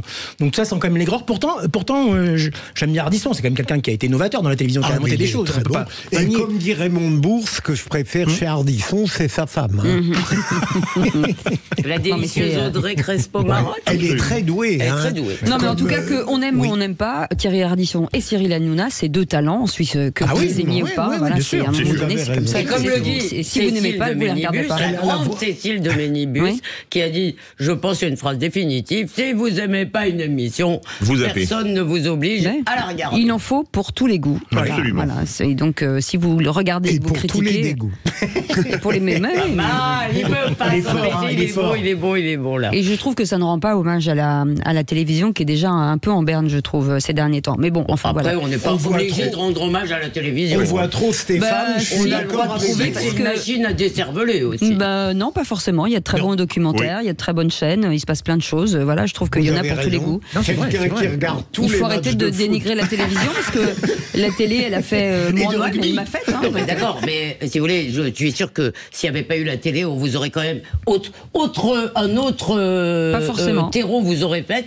Mais je suis désolé, on a quand même le droit de critiquer l'effet de la télévision et maintenant des réseaux sociaux qui sont un peu la suite. On a le droit de critiquer leur effet sur les cerveaux. On a le droit de se dire que non, la télé ne fonctionne pas toujours sur l'intelligence. On a le droit de dire tout cela tout en y allant d'ailleurs. Mais en même temps, il a raison. Il y a d'excellents documentaires, il y a d'excellentes fictions, il y a beaucoup de choses quand même. La télévision là, en fait. On oublie Philippe David, il a des trucs à dire. Moi, il y a une chose qui ne buzz pas et je ne comprends pas qu'elle ne buzz pas. On se lamente souvent de la disparition des frontières, notamment pour contrôler l'immigration, et on parle inéluctablement de Schengen et des frontières de l'Europe. Parlons-en justement des frontières de l'Europe, puisqu'hier on a appris qu'elle allait s'ouvrir des négociations pour l'entrée de l'Ukraine et de la Moldavie dans l'UE, 2 pays européens, mais aussi, beaucoup plus surprenant, le statut de candidat qui allait être accordé à la Géorgie. Une Géorgie dont les pays frontaliers sont la Russie, la Turquie, l'Azerbaïdjan et l'Arménie. Une Géorgie qui est un pays du Caucase et qui n'est donc pas un pays européen, sauf à vouloir faire rentrer, par exemple, la Turquie et l'Azerbaïdjan. Alors déjà que l'Europe ne fonctionne pas à 27, ça risque d'être génial à 30, et le tout sans qu'on demande leur avis aux Européens, d'autant que l'intégration de ces pays ne pourra que coûter une fortune. Une question se pose désormais, Philippe Bilger, l'Europe, ça s'arrête où ? Je ne sais pas, mon cher Philippe. En tout cas, vous n'avez pas la Géorgie on your mind, si j'ose dire. Vous n'avez jamais entendu parler de Ray Charles Non, mais je crois que c'est pas la même Géorgie dont il parlait. Hein. C'est celle au sud des USA. Vous avez raison, on ne sait pas où elle va s'arrêter. On ne sait pas où ça va s'arrêter. Oui, si vous voulez, mais ça va avec une absence d'identité, puisque effectivement, à la fin, le seul contenu que les instances européennes arrivent à donner à l'Europe, c'est la démocratie et les droits de l'homme. Mais à ce moment-là, effectivement, on peut faire rentrer quand même, je sais bien que c'est pas très tendance ces jours-ci, mais on peut quand même faire rentrer certainement beaucoup d'autres pays. Je sais pas, faisons rentrer l'Australie dans l'Europe, si c'est l'Australie est très attachée à la démocratie, je pense. Peut-être un peu loin. Donc, il fait bien l'Eurovision déjà, l'Australie. Non. Si, absolument. Il y a des pays qui sont pas du tout dans l'Europe, qui sont dans l'Eurovision, c'est ça. Non, mais par exemple, assez fort. Écoutez, alors si c'est trop rapide, ils sont tombés. Alors. Mais non. Mais ça vous oblige à penser vite. Non. Il peut pas. Voilà, il est bloqué. Il boude. Il boude pas, c'est pas son genre. Pas du tout. Allez, les amis. Dans quelques instants, le tour de table de l'actu des vrais voix. On parle de quoi ? Vous avez la parole. Le tour de table, c'est. Alors je parle de quoi ? Ah oui, Hidalgo Dati, le pitoyable duel. Ah très bien. Elisabeth Lévy. Moi, c'est Rima Abdul Malak. Des ministres meilleurs qu'Elisabeth Borne. Oui, décidément. Vous êtes en forme aujourd'hui. Allez, on en parle dans un instant. À tout de suite. Les vraies voix Sud Radio, 17h-20h, Philippe David, Cécile de Ménibus. Bienvenue dans Les Vraies Voix avec Philippe Bilger, Elisabeth Lévy, René Chiche et on est ravis de vous accueillir bien entendu tous les jours de 17h à 19h avec Philippe David. Ça va Philippe David ? Ça va très bien, ça va bien. On est en pleine forme. Oui, moi ça va bien. Vous avez vu comme je vous imite bien ? C'est bien. C'est sûr. C'est sûr. Allez, c'est sûr. C'est tout de suite le tour de table de l'actu. Viens à table avec nous. Ça fait pas vrai con comme t'es, demande ton avis. Quand on veut conjurer le diable, on l'invite à sa table. Moi je veux du féroce actualité. C'est récente cette table des coups. Pardon ? Ah non, c'est intelligent. Bon, à mon tour maintenant. Le tour de table. De l'actualité. Et on devrait faire cette émission avec l'accent belge, absolument. Philippe Bilger, vous voulez réagir avec votre esprit complexe, votre pensée complexe, en pensant que le président de la République est parfois moins bon que certains de ses ministres. C'est très juste, mais je parlais de la première ministre. D'accord. Mais là, vous allez dépasser les bornes. J'aurais aimé que vous m'offriez des moules et des frites, en tout cas. Mais plus sérieusement, j'avais connu quand j'étais à la présidence du Sénat avec René Monory, où j'avais lui à transmettre 2 matières dont il se désintéressait totalement, justice et culture. Il y avait des conseillers qui étaient meilleurs que le directeur de cabinet. Et je pense qu'aujourd'hui, pour certains ministres, par exemple Gabriel Attal, puisque je continue à cultiver ma dilection pour lui, Bruno Le Maire, même Gérald Darmanin, il doit être très difficile d'être dans un gouvernement où ils sont à l'évidence meilleurs que le chef de gouvernement. Elisabeth Borne, elle a beau les avoir sermonnés hier, ça ne change pas le rapport d'inégalité. Et moi, je compatis avec ces gens-là quand ils sont obligés de travailler avec quelqu'un dont en permanence ils doivent se dire « mais il est moins bon que moi ». Ça n'arrive jamais dans les vraies voies, ma chère Cécile, où tout le monde est à égalité pour rester gentil avec Philippe David. Mais je crois qu'il vous cible. Pour le reste, je pense que ça doit être très dur dans certains univers professionnels. René Chiche. Moi, je pense pas que ces ministres que vous avez cités estiment que Macron est moins bon. Non, mais il parlait de Borne. Borne, vous savez, il y a un Premier ministre et puis il y a un président. Oui. Et là, je parlais de la Première ministre. Ah, d'accord. Oui. Vous avez vachement écouté. Oui, hein. Je ne veux pas semer la zizanie. Parce que vous avez ensuite parlé de Le Maire. On fait venir n'importe qui comme chroniqueur. Non, je vous en prie, un peu de respect s'il vous plaît quand même. Alors, votre avis? Non, alors, donc vous disiez, pour résumer, que vous pensez que Borne est meilleure que Macron. Et moins bonne que plusieurs ministres. Je vais peut-être prendre la parole parce que allez-y avec Lévy, il a rien compris. C'est pas grave du tout. Allez-y, Elisabeth. Moi, je suis pas en fait, si, je suis d'accord avec vous, mais c'est pas. Vous pouvez parfaitement, je trouve, travailler avec des gens que vous considérez parfois comme moins bons, moins intelligents, ou je sais pas quoi que vous. Très dur. Mais non, si ces gens ont les qualités d'un chef, c'est-à-dire et qui ne sont pas forcément d'être plus intelligents que tout le monde, qui sont de savoir mettre en valeur l'intelligence et la force politique des autres, c'est ça que devrait faire une première ministre, même si elle, si vous voulez, elle n'est pas un cador, ce que je ne sais pas d'ailleurs, parce qu'en fait on n'a pas tellement l'occasion de le voir. Le problème, c'est qu'elle est surtout un très mauvais chef. Si vous voulez, c'est surtout ça. Mais vous pouvez. Oui, mais Elisabeth, c'est pas parce qu'elle est pas bonne. Parce que moi, je ne crois pas à ce que vous avez dit. Moi, je crois que vous pouvez diriger une équipe, même si vous n'êtes pas le plus intelligent de l'équipe. Oui, mais si elle était, même dans le registre que vous dites, elle serait un parfait Premier ministre. Elle ne serait pas inférieure à ceux qu'elle est censée diriger. Donc vous parliez pas seul. Voilà. Nous sommes d'accord. Mais en tout cas, merci d'avoir compris rapidement, ma chère Elisabeth. Non, c'est pas que j'avais pas compris, mais c'est que ça ne m'avait pas tellement intéressé, cette chronique. Oh, bah dis donc. Mais attends. Bon, enfin. Écoutez, j'ai le droit de dire ce que je pense. Mais parlons vrai. Parlons vrai, exactement. Lorsqu'on sort de votre champ de compétences, vous êtes dépassé. Ah non, mon champ de compétences est très large. Très large. Et quand vous n'avez pas l'appui d'un Philippe David pour gagner. Qui est Philippe David? Ce qui va m'amuser, René Chiche, c'est que je vais vous donner la parole tout de suite. Comme ça, Philippe Bilger va pouvoir se venger. Alors, cette querelle entre Rachida Dati et Anne Hidalgo. Oui, non, parce que l'autre jour, j'ai eu le plaisir, entre guillemets, d'assister à une séance du Conseil de Paris. En vrai? Oui, parce que j'étais invité par un conseiller de Paris que je connais bien. Je ne citerai pas le nom. Et je me suis dit que l'Assemblée nationale à côté, c'était un couvent. Tellement l'ambiance au Conseil de Paris est absolument délétère. Mais c'est incroyable, c'est des noms d'oiseaux mais qui vont à toi. Et alors surtout, c'est ce duel maintenant entre Hidalgo et Dati qui ressemble vraiment à un grand guignol.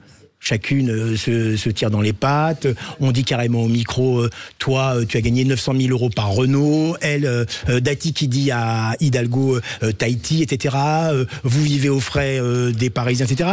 Donc tout ça donne une image, je trouve, de la vie politique. Alors en l'occurrence, c'est la vie politique municipale, mais c'est quand même deux figures nationales qui est pitoyable. Si nos auditeurs pouvaient assister en direct à un débat, quoi. Alors il y a des bouts qui sortent. Voilà, il y a des bouts qui sortent. Mais vraiment en direct, c'est incroyable d'assister à une telle violence dans les mots. On sent une haine. Et le pire, le plus drôle plutôt, c'est que en fait, Hidalgo et Dati avant étaient très proches. Elles étaient très proches parce qu'elles avaient des points communs au niveau de leurs origines, de leur parcours commun. Et elles avaient surtout une ennemie commune. C'était Nathalie Kosciusko-Morizet en 2014. Il y avait une sorte d'alliance entre les deux.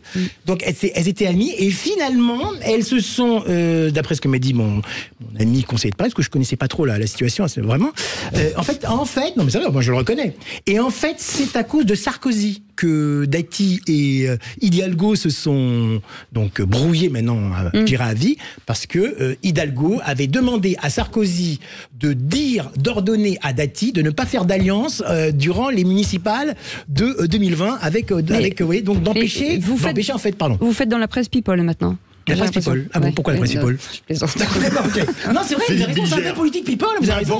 Ma vengeance la plus douce, ma chère Cécile. Ce qu'il a dit est remarquable. Ça s'appelle un potlatch. C'est Guy Debord. Non, Guy Debord. Pardon, c'est plus vous qui avez la parole, là, mon cher. Elisabeth. C'est Guy Debord, ce qu'il vient de vous faire s'appelle un potlatch, c'est-à-dire un ennemi. Non, mais commentez ce que je viens de dire, s'il vous plaît. Si ça vous ennuie pas, je vais faire comme je veux. Non, mais laissez-moi parler. C'est bête, on a et donc, plus le temps. moi, je ne suis pas d'accord. Moi, je dois dire que les combats de chipie m'ont toujours fait marrer. Ouais, moi aussi. D'abord, comment dire, détruit l'espèce d'illusion stupide comme quoi les femmes sont tellement douces et la sororité. J'adore quand on parle de sororité, alors que la grande constante de l'histoire humaine, c'est la rivalité féminine. Et je dois dire que j'aime bien le côté chippie de Rachida Dati. Alors, un petit côté chippie. Ça ne m'étonne pas de vous. En robe Dior, en plus, qu'elle porte fort bien. Et donc, moi, ça me fait plutôt marrer, surtout que j'aime bien les noms d'oiseaux dont elle gratifie Anne Hidalgo. Mais je reconnais que c'est pas de la politique très... Merci Elisabeth. Allez, tout de suite...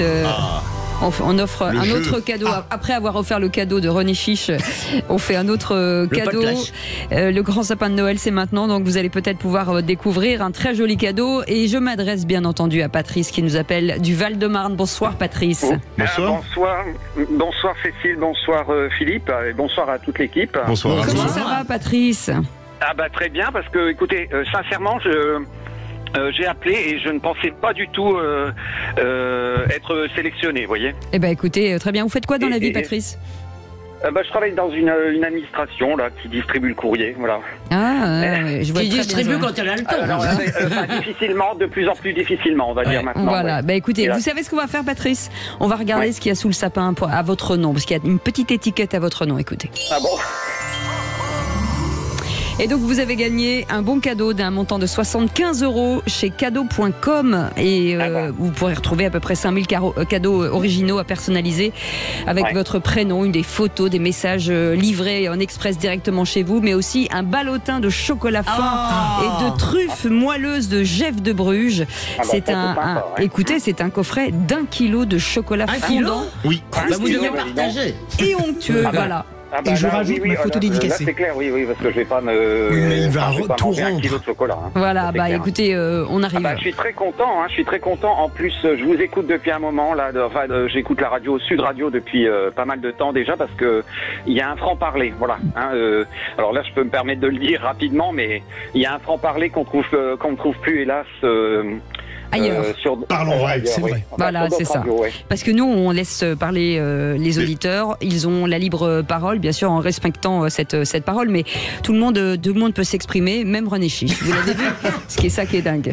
Et je l'adore. Joyeux Noël et bonne fête de fin d'année, Patrice. On vous fait de très très gros bisous, Patrice. Merci d'avoir joué avec nous et merci votre fidélité. On vous souhaite de très belles fêtes de fin d'année. Vous restez avec nous, on fait une petite pause et on revient dans un instant. À tout de suite. Les vraies voix Sud Radio, 17h-20h, Philippe David, Cécile de Ménibus. Joie, bonheur de vous retrouver tous les jours entre 17h et 19h avec Philippe David. Philippe Bilger est avec nous, bien entendu, Elisabeth Lévy et notre ami René Chiche. Et Elisabeth Lévy, il y a quelques instants, on parlait du tour de table de l'actu des vraies voix. Et vous vouliez revenir, Elisabeth Lévy, sur la ministre de la Culture. Oui, qui a l'air d'être la mère supérieure du couvent mitouiste, si vous voulez. Parce que, évidemment, après toutes sortes de personnes qui aiment les combats gagnés d'avance et qui aiment bien taper, qui aime bien participer à des lynchages en meute, Madame la ministre de la Culture, celle qui menaçait C8 et CNews de ne pas voir leur fréquence renouvelée, ce qui aurait dû d'ailleurs lui valoir une démission parce que c'est pas du tout dans ses attributions. Pas son rôle, oui. Cette dame nous explique que Gérard Depardieu fait honte à la France et donc dénonce son attitude irrespectueuse et indigne dans le fameux complément d'enquête.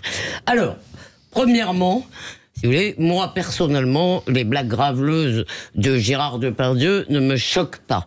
Mais je comprends très bien qu'on soit choqué, mais moi, il ne me choque pas. Il est graveleux, il dit n'importe quoi. Il fait le pitre absolument tout le temps. Il dit des grossièretés tout le temps. Mais bon, je veux dire, on peut en penser ce qu'on en veut. Moi, ça ne me choque pas. Je vous rappelle qu'il a touché à personne. Hein. Il n'a pas agressé qui que ce soit en disant des horreurs. Pour le reste, c'est une affaire qui est entre les mains de la justice. Mais je dirais surtout que Gérard Depardieu, c'est un de nos derniers monstres sacrés. Alors dire qu'il fait honte à la France, je veux dire, c'est pas ça. Je parle pas de ses comportements privés. C'est un des plus grands acteurs du cinéma français. C'est probablement un des Français les plus connus à l'étranger, tandis que j'aimerais savoir qui connaît le nom de Rima Abdul-Malak à l'étranger. Vraiment, si vous voulez, c'est cette espèce de façon d'aller au secours d'une victoire déjà remportée, parce que de taper sur des gens à terre et de se payer un petit effet, si vous voulez, de nous montrer sa belle âme en faisant une déclaration, vraiment, je veux dire, elle ferait mieux de s'occuper des institutions culturelles. Philippe Bilger, rapidement. Je suis d'accord avec tout ce que vous dites, ma chère Elisabeth, mais je vous trouve toujours trop indulgente avec ce que vous qualifiez de propos graveleux et qui, à mon avis, dépasse très largement ce niveau-là. Tout de même, lorsqu'on a un très grand acteur dont la personnalité publique doit, d'une certaine manière, inspirer le respect et qu'il sort ses horreurs sur cette petite fille, mais vous avez une indulgence. Mais Philippe, Picasso n'inspirait, juste très vite, si vous prenez les attitudes privées de énormément de génies, d'accord. Là, je suis d'accord avec Elisabeth, là. Si vous prenez les attitudes d'énormément de génies, je ne suis pas sûr qu'ils étaient les princes du bon goût. Non, bien sûr. Je ne suis pas sûr. Et je m'en fous en plus. Je me fous parfaitement que. Vas-y. Mais quand je l'entends, Elisabeth. Je suis d'accord avec elle parce que Depardieu, d'abord, ça a toujours été un personnage un petit peu comme ça, un petit peu rabaissien. Depuis 50 ans. Non, mais il a toujours été comme ça, même ça fait des années. Mais par contre, c'est pas parce qu'il dit des mots un peu comme ça graveleux qu'on doit absolument dire que c'est une honte pour la France. Mais c'est un peu plus que graveleux, quand même. C'est pas graveleux. Mais vous aimeriez qu'on parle de votre fille comme il parle de cette gamine? Non, mais bien sûr. Non, mais il a dit une petite phrase comme ça. D'ailleurs, souvent il est alcoolisé, d'ailleurs, entre parenthèses. Elle l'entend pas, elle le comprend pas, elle l'entend pas, elle s'en fout complètement. C'est lamentable. Non, mais pas du tout, c'est pas lamentable. Ce sera le mot de la fin. C'est un propos qu'en plus, il ne sait même pas s'il est vraiment filmé. Moi, ce que je trouve graveleux, c'est que Complément d'enquête, vous voyez, cette émission du service public, soit devenue maintenant une émission un peu trash. Ils nous ont fait... Allez, surtout la machine à délation. Complètement, voilà, exactement. Allez, on est très en retard, pardon, mais on va revenir sur cette petite fille passée à tabac, cette jeune adolescente, à Lyon en octobre, une collégienne et une autre collégienne qui menace de tuer sa professeure à Rennes. Les filles deviennent-elles aussi violentes que les garçons, Philippe? Oui, est-ce qu'il y a une montée de la violence chez les mineurs? Ça oui, mais y compris chez les filles, ce qui serait encore plus inquiétant. C'est dû à quoi? À l'éducation, aux réseaux sociaux, à l'école? Les filles deviennent-elles aussi violentes que les garçons? Vous dites oui à 91%. Et Reda Didier est avec nous, fondateur de l'association Graines de France, consultant en politique de la ville et expert auprès de la Fondation Jean Jaurès. Bonsoir, merci d'être avec nous. Bonsoir. Est-ce que la violence, c'est encore une affaire d'hommes?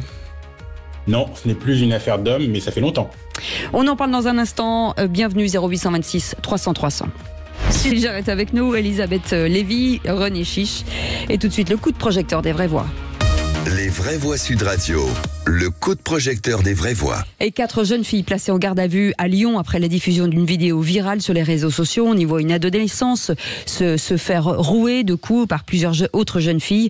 Une enquête ouverte pour violence aggravée et menace de mort. Déjà il y a quelques jours, à Rennes, une collégienne avait menacé sa professeure avec un couteau. Oui, c'était une collégienne de 12 ans et la pauvre jeune fille qui se faisait tabasser avait été victime a priori d'une agression sexuelle par le frère d'une de celles qui l'agressait. Alors parlons vrai, y a-t-il une montée de la violence chez les ados? Ça oui, mais y compris chez les filles, ce qui serait très inquiétant. Les filles deviennent-elles aussi violentes que les garçons? Vous dites oui à 91%. Et notre invité pour en parler, Reda Didier, qui est avec nous, fondateur de l'association Graines de France, consultant en politique de la ville et expert auprès de la Fondation Jean Jaurès. Bonsoir, merci d'être en direct avec nous. Philippe, cette question de dire est-ce que finalement les filles deviennent aussi violentes que les garçons? Sûrement. Alors, si j'avais été partisan de la parité et c'est une ironie totalement discutable de ma part, je dirais qu'on l'a dans tous les domaines.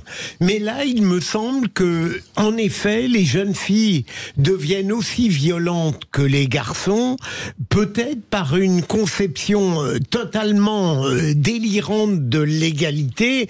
Et après tout, j'ai parfois l'impression, et au risque de provoquer, que la libération de la femme entraîne dans certains esprits et dans certaines personnalités des conséquences perverses du genre de celles que ces jeunes filles mettent en œuvre en frappant une jeune qui est face à elles avec la même violence que celle dont les jeunes gens peuvent user à l'égard de leurs frères. Je me demande si derrière tout ça, il n'y a pas une conception totalement perverse de l'égalité et de la liberté. Elisabeth Lévy. Moi, ça me fait marrer, si vous voulez, parce que je trouve le discours totalement stupide qu'on entend depuis quelques années, que les femmes au pouvoir seraient merveilleuses et plus douces. La preuve, certainement, par Golda Meir, Benazir Bhutto, Indira Gandhi, Winnie Mandela, Margaret Thatcher, etc., etc. Donc, comme chacun sait, les femmes sont plus douces et plus gentilles. C'est totalement faux. La question que je me pose, c'est pourquoi elles sont effectivement moins criminelles. Ça, c'est statistique, peut-être pour des raisons aussi de force physique. Mais la réalité, si vous voulez, c'est que les femmes peuvent être absolument terrifiantes quand elles ont du pouvoir aussi. Et probablement, souvent avec un petit grain de perversité particulier aux femmes. Donc ce qui m'énerve, c'est surtout le discours d'avant qui nous expliquerait que si c'était les femmes qui étaient aux commandes de l'humanité, tout irait mieux, mais pitié, épargnez-nous ça. Oui, alors d'abord, au niveau des statistiques, bien sûr, les femmes sont moins violentes que les hommes. Bon, de toute façon, les femmes... Alors par contre, je partage... c'est quand même incroyable, je partage beaucoup l'opinion d'Elisabeth aujourd'hui. Mais qu'est-ce qui se passe? Dans l'histoire, de toute façon, les femmes ont toujours été violentes aussi. Souvenez-vous des femmes durant la Commune, durant la Révolution française, durant même la Résistance. Les terroristes, dans tous les moments terroristes, il y a eu des femmes. Les terroristes palestiniennes. Action directe. C'était les femmes qui tuaient chez Action Directe. En Allemagne. Les femmes ont toujours été violentes et les filles aussi. Mais alors aujourd'hui en plus, c'est un petit peu monté en épingle encore plus parce qu'aujourd'hui les jeunes filles en général d'ailleurs aiment se filmer avec le fameux phénomène du happy slapping. On frappe. Et après, on diffuse sur Internet, en se filmant, ces fameuses violences. Donc, effectivement, c'est monté en épingle. Mais dernière chose, mais en plus, il y avait le système aussi des années... Je m'en souviens, parce que je fais une petite parenthèse. J'avais fait un reportage, il y a une douzaine d'années, sur des bandes de filles. Des bandes de filles qui venaient des banlieues et qui venaient à Paris. Absolument. Beaucoup de policiers m'ont parlé des bandes africaines. Exactement. Ils venaient à la gare du Nord au Châtelet pour faire ce qu'elles avaient à faire. Et je me souviens, elles avaient des noms en plus. Elles s'appelaient les Banana Massacreuses, les Tokyo Girls. Ça m'avait vraiment marqué. Les Black Boucantes. Donc ce système a toujours... ce phénomène a toujours existé. Les Banana Massacreuses. Je vous assure que c'est les Banana Massacreuses. Je me souviens très bien, ça est resté dans la mémoire. Donc effectivement, arrêtons de dire que les femmes sont... et puis dernière chose, il y a aussi des hommes qui sont battus par les femmes. Je crois qu'il y a une association qui s'appelle... il n'y a pas une association SOS Hommes Battus. Donc si. Mais oui, bien sûr, mais c'est pas la majorité. Mais ça existe, excusez-moi, ça existe. Mais bien sûr que ça existe, bien sûr. Pardon. Allez-y. Reda Didi, notre expert du jour, fondateur de l'association Graines de France et consultant en politique de la ville, expert auprès de la Fondation Jean Jaurès. Vous avez dit que les filles étaient violentes depuis longtemps, mais à ce niveau de violence où en plus on se filme et quelque part on sent qu'il y a un plaisir à faire ça. Est-ce qu'il n'y a pas quand même plus de surmoi chez les ados ? Il y a sûrement plus de surmoi chez les ados. Vous avez la vidéo qui est accessible aujourd'hui. Vous avez les réseaux sociaux pour les diffuser, qui est beaucoup plus simple. Mais les femmes, en fait, les femmes sont plus sensibles au regard de l'autre et de leur image dans la société. Quand ça est dépassé, finalement, elles agissent comme tout humain, c'est-à-dire qu'elles peuvent avoir des excès de violence. Les différentes femmes de pouvoir qui ont été citées l'ont démontré. On pourra en citer d'autres. Quand elles sont au pouvoir, elles sont pas plus douces que les hommes. C'est en effet une utopie. Et puis on pourrait aussi rajouter l'expérience Milgram qui avait été faite, où finalement on demandait à des hommes et des femmes d'infliger des sévices sous le contrôle de soi-disant experts à des comédiens. Les femmes étaient aussi violentes ou envoyaient autant de décharges électriques que les hommes, voire plus. Donc pour moi c'est un petit peu une chimère de croire que la violence a augmenté plus chez les femmes que chez les hommes. Par contre, chez cette jeunesse-là, chez les jeunes qui arrivent aujourd'hui, peut-être qu'il y a des moments ou des périodes là dans les 5 ou 10 dernières années qui sont passées et qu'on n'a peut-être pas mesuré l'impact total qu'il y a pu y avoir sur eux. Je pense notamment à la période Covid. Peut-être que la mesure n'a pas totalement été faite et qu'on n'a pas pris l'ampleur de tout ça. Nous, on fait plusieurs établissements scolaires dans l'année. On rencontre à peu près 2 ou 3 000 jeunes à l'année et on voit bien qu'il y a des petites fractures qu'on voyait pas précédemment et que peut-être qu'on les a peut-être pas assez accompagnés là-dessus. Hier, on était sur une ville où les parents de ces jeunes-là demandaient en effet, pour éviter ce type de violence notamment, à ce qu'il y ait beaucoup plus d'encadrants à toutes les étapes de l'évolution des jeunes, que ce soit filles ou garçons. Et l'âge, c'est quoi en moyenne? À quel moment, effectivement, ça se développe? L'âge le plus compliqué, l'âge où on maîtrise pas finalement, et l'âge où peut-être on a des difficultés, c'est j'allais dire le 10-16, mais plus précisément je resserrerais ça à 14-17. Après ça dépend des périodes, ça dépend des moments. Vous disiez que vous aviez fait un de vos invités sur le plateau disait qu'il avait fait une étude. Moi je me souviens dans les années 90, l'époque des Zoulous, il y avait des bandes de garçons, mais il y avait aussi des bandes de filles qui quand on voit les différents mouvements d'extrême droite, eh ben il y a des hommes, mais il y a aussi des femmes. CF, le film American History X. Enfin voilà. Absolument. Est-ce que je peux vous poser une question, Elisabeth, de votre expérience, que ce soit pour les filles ou pour les garçons, quand on n'a pas appris à 14 ans la différence entre le bien et le mal, quand on n'a pas pris le sens de la limite, quand on peut tabasser une vieille ou tabasser à plusieurs une autre fille, est-ce qu'il y a un moment où vous pouvez apprendre après cet âge-là la différence entre le bien et le mal? Moi, je pense qu'on peut apprendre, mais cette situation vient tous nous interroger, vient interroger notre société sur comment on a laissé, entre guillemets, gangréner, oui. Nos enfants, en fait, nos produits, si je peux me permettre de m'exprimer ainsi, on arrivait là. On arrivait à être à cette situation-là. Qu'est-ce qui a manqué ça doit venir nous interroger, nous en priorité, adultes qui n'avons peut-être pas été les référents et les garants du cadre comme on aurait dû l'être. Est-ce que certains disent que les réseaux sociaux, les jeux vidéo, de cette banalisation finalement de la violence Moi, j'estime qu'en fait, on est dans une société plus violente globalement, par le biais des médias, par le biais des vidéos, par le biais de l'histoire qu'on traverse, par l'histoire sanitaire aussi de ces dernières années, par le manque de cadre, par le manque parfois d'adultes en capacité de pouvoir faire respecter le cadre, qui peut être quelques clés d'explication de la situation dans laquelle on est aujourd'hui. Petite question. Monsieur, je ne suis pas totalement convaincu par les exemples historiques de la violence des femmes qu'on a cités tout à l'heure, dans la mesure où c'est plutôt le pouvoir qui rend violent, en l'occurrence, quel que soit le sexe. C'est le pouvoir qui induit des violences et parfois des choses transgressives. Mais est-ce que vous n'avez pas l'impression tout de même qu'au fil des jours et des mois et des années, à une certaine époque, la violence des jeunes femmes, des jeunes filles, était moins nette qu'aujourd'hui? Allez, 30 secondes. Compte tenu de mon âge, j'ai l'occasion de faire un survol. Et j'ai l'impression tout de même que c'est le cas. Non. Elle était sûrement moins nette, mais je pense qu'elle était moins diffusable et peut-être moins connue et qu'elle se manifestait peut-être différemment. D'accord. Merci beaucoup, en tout cas, d'avoir été avec nous, Reda Didi, fondateur de l'association Graines de France, un consultant politique de la ville et expert auprès de la Fondation Jean Jaurès. Merci beaucoup, Philippe Bilger, pour cette belle semaine. Merci, Elisabeth Lévy. Merci à vous, c'est un plaisir de finir les semaines avec vous. Et merci à vous. Et même avec ces deux. Même